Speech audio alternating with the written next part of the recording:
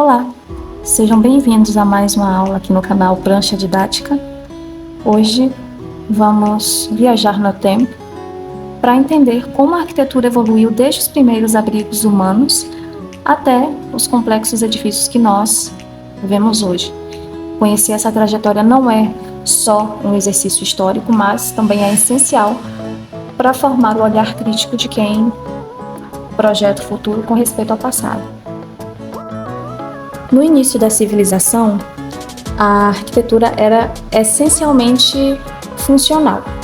Nessa fase, a arquitetura ainda não era entendida como arte, como ciência. Ela nascia de uma necessidade básica de sobrevivência. Então, os primeiros seres humanos buscavam abrigo contra o clima, contra os predadores e, posteriormente, buscavam também proteção social e espiritual. Eles utilizavam o que havia à disposição: pedra, madeira, galhos, peles de animais, barro, e o resultado disso eram estruturas extremamente funcionais, mas com uma forte conexão com o ambiente natural. A caverna, por exemplo, foi o primeiro abrigo arquitetônico do ser humano, e não por acaso, porque ela oferecia proteção natural, exigia pouco ou nenhum esforço construtivo. E aí, com o tempo, surgiram as primeiras cabanas, as primeiras tendas, especialmente em comunidades nômades ou semi-sedentárias, adaptadas ao clima local, adaptadas aos materiais disponíveis. É importante destacar que, mesmo em sua simplicidade, já existia uma noção intuitiva de espaço. Já existia uma noção de conforto térmico, de segurança, ou seja, os primeiros passos da arquitetura como prática humana surgiram nesse momento. E veja só, até hoje aprendemos com essas soluções, principalmente quando falamos de bioarquitetura ou de construções vernaculares. Quando olhamos para a arquitetura da antiguidade, nós não estamos apenas falando de construções antigas. Nós estamos falando de estruturas que ajudaram a moldar civilizações inteiras. Política, religião, sociedade, tudo passava pela arquitetura. No Egito Antigo, por exemplo, as pirâmides não eram só tumbas faraônicas. Elas também expressavam a crença profunda na vida após a morte, no divino e no poder absoluto dos faraós. Eram feitas com blocos enormes de pedra, e essas construções impressionam até hoje pela escala e pela precisão. Tudo isso sem máquinas modernas. Já na Mesopotâmia, onde nasceu a escrita, surgiram também os zigurates, que eram enormes templos em degraus que, segundo eles, conectavam o céu e a terra. Ali, a arquitetura era totalmente adaptada aos recursos locais. Muito tijolo de argila cozido ao sol. Na Grécia Antiga, nós temos uma abordagem mais racional e estética. Templos como o Partenon, que demonstravam simetria, proporção, equilíbrio. Os gregos não só construíam, eles pensavam a arquitetura como arte. É aí que nasce os estilos dórico, jônico e coríntio, que nós podemos desenvolver nas próximas aulas. E então vem Roma, com uma revolução técnica. Os romanos, eles dominaram o uso do arco, o uso da abóbada, criaram aquedutos, banhos públicos e até sistemas de esgoto. Eles usavam o concreto, eles pensavam no espaço público, ou seja, a arquitetura romana já se aproxima muito do urbanismo. Então, dá para dizer que a arquitetura da antiguidade era monumental, simbólica e extremamente funcional. Cada civilização deixava sua marca não só na pedra, mas na forma como organizava, na forma como transmitia sua visão de mundo. Na Idade Média, a arquitetura passou a refletir os valores religiosos e defensivos da época. O estilo românico, que predominou entre os séculos X e XII, se caracterizava por construções sólidas, com muros espessos, janelas pequenas, arcos redondos. Ele passava a sensação de fortaleza, o que faz sentido, já que vivia-se um período de muitas guerras, de muita instabilidade. A partir do século XII, surge o estilo gótico, especialmente nas catedrais. É aquele visual que impressiona até hoje. As construções mais verticais, vitrais enormes, arcos ogivais, rosáceas, tudo isso com o objetivo de criar uma atmosfera de elevação espiritual. As cidades medievais eram cercadas por muralhas, com ruas estreitas e um crescimento bastante desorganizado, até porque a segurança vinha antes do planejamento urbano. Os castelos, por sua vez, não eram apenas residências nobres, mas também estruturas militares, com torre de vigilância, com fosso, ou seja, cada construção tinha uma função clara e refletia diretamente a mentalidade de desafios da época. O Renascimento foi um marco na história da arquitetura porque trouxe um verdadeiro renascer das ideias e dos valores da antiguidade clássica. E depois de séculos de dominância medieval, que priorizava a espiritualidade e o simbólico, o Renascimento resgatou a razão, a ciência e o humanismo. Isso se refletiu na arquitetura, onde o equilíbrio, a proporção, a simetria passaram a ser os fundamentos principais. E inspirados pelas obras dos gregos e dos romanos, os arquitetos começaram a estudar geometria, perspectiva, matemática, para criar edifícios harmônicos e proporcionais. Um exemplo emblemático é a cúpula da Catedral de Florença, projetado por Filippo Brunelleschi. Ele revolucionou a engenharia e tornou-se o símbolo da inovação. Além disso, os arquitetos passaram a ser vistos como artistas, como verdadeiros criadores e não apenas como mestres de obras. Michelangelo, Bramante, Palladio são nomes que traduzem essa nova visão, onde a arquitetura dialoga com a arte e a filosofia, refletindo o ideal de um homem no centro do universo. Ou seja, o Renascimento não foi só um estilo arquitetônico, foi uma mudança na forma de pensar o espaço, uma mudança profunda na forma de pensar a construção e também o papel do arquiteto na sociedade.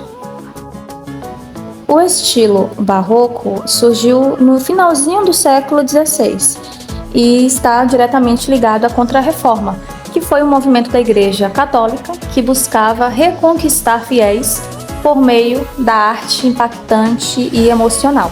Na arquitetura, isso se traduziu em construções dramáticas, com muito movimento, curvas, jogos de luz e sombra e uma ornamentação extremamente rica, tudo pensado para causar uma reação quase espiritual no observador. A gente vê isso claramente nas igrejas barrocas, com as suas fachadas monumentais, cúpulas grandiosas, interiores com pinturas que criam ilusão de profundidade. O barroco queria encantar, emocionar, era quase como uma pregação feita com pedra, com ouro, com tinta. Já o rococó surge como uma evolução do barroco, mas tem um tom mais leve, mais íntimo. Ele mantém a riqueza decorativa, mas com uma paleta mais clara, temas mais delicados, espaços menores, mais voltados para o luxo cotidiano da nobreza. Enquanto o barroco impressiona, o rococó lhe seduz. Esses dois estilos marcaram profundamente a arquitetura religiosa e civil da Europa e das colônias.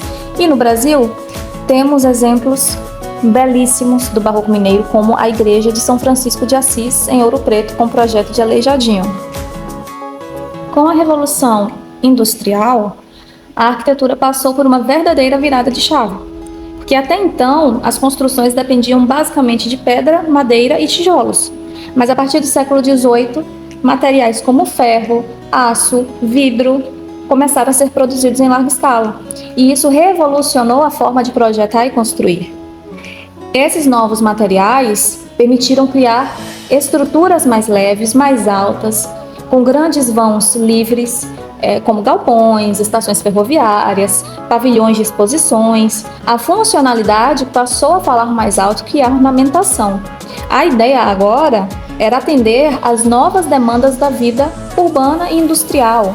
Então nós tínhamos fábricas, ferrovias, moradias operárias.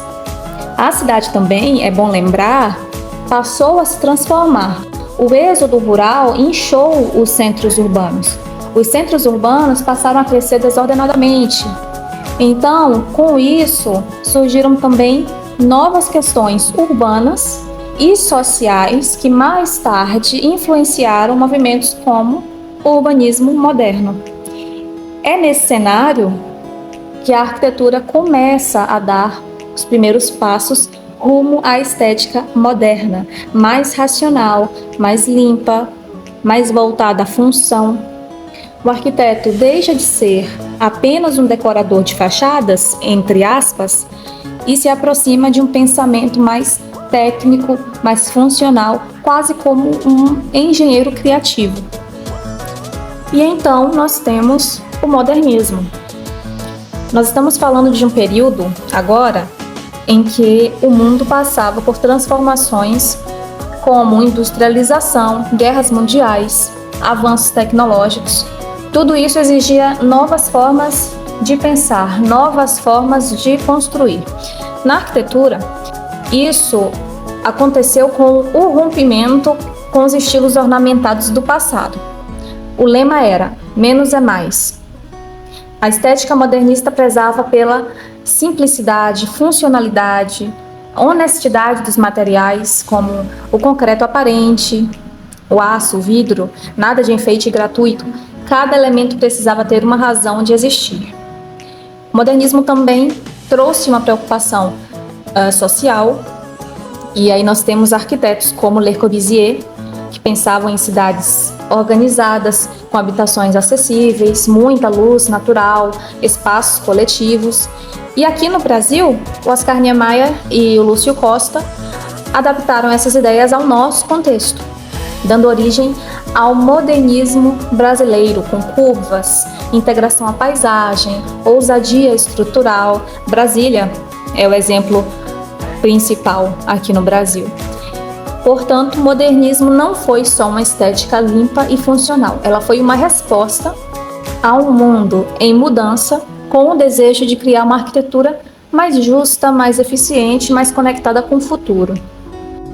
A partir da segunda metade do século XX, surge o pós-modernismo, que vai contra a rigidez do modernismo.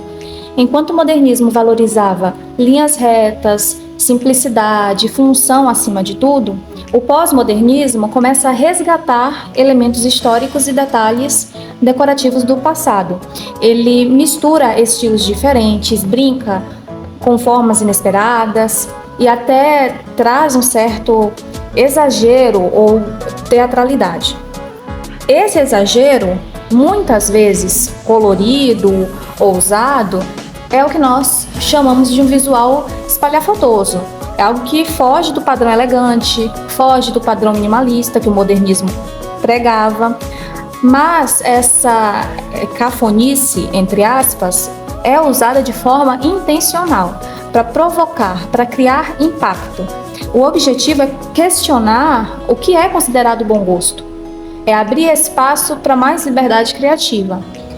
Já a arquitetura contemporânea, que se desenvolve a partir dos anos 90 e segue até hoje, não tem um estilo único. Ela é muito mais aberta, mais diversa, aposta na tecnologia, na sustentabilidade, na interação com o ambiente. Os arquitetos contemporâneos buscam inovar nos materiais, nas formas, principalmente na maneira como o espaço é vivido. Hoje, nós vemos obras que dialogam com a natureza, que respeitam o clima local, que usam energia limpa, que se adaptam ao modo de vida das pessoas. É uma arquitetura que busca equilíbrio entre estética, função e responsabilidade social e ambiental. Tendo analisado brevemente o contexto da história da arquitetura, nós podemos perceber que estudar essa história não é apenas um passeio nostálgico pela antiguidade, é um mergulho profundo na forma como a humanidade construiu suas ideias. É um mergulho na forma como a humanidade construiu seus valores, até as suas desigualdades ao longo do tempo. Cada edificação, ela vai carregar consigo o retrato de um momento histórico. Desde as pirâmides do Egito, que refletem uma sociedade hierárquica, religiosa, até as casas modernas, que priorizam a funcionalidade e o conforto. E quando nós entendemos esses contextos, a gente começa a perceber que a arquitetura nunca é só estética. Ela é uma resposta às necessidades, ela é uma resposta aos recursos, até às ideologias de uma época. Além disso, esse estudo nos permite evitar erros que já cometeram, valorizar soluções, compreender os porquês por trás de tantas escolhas projetuais e também nos ajuda a desenvolver um senso crítico, uma identidade como futuros arquitetos. Ou seja, conhecer a história da arquitetura é o que dá profundidade ao nosso repertório, é o que transforma um projeto comum em um projeto consciente, com significado. E assim, construir algo bonito é bom, mas construir algo que dialogue com o tempo, com o lugar, com as pessoas, isso é arquitetura de verdade. Por hoje é isso. Eu espero que essa breve aula tenha te ajudado a enxergar a arquitetura com outros olhos, com mais profundidade, com mais respeito também. Nos vemos na próxima aula.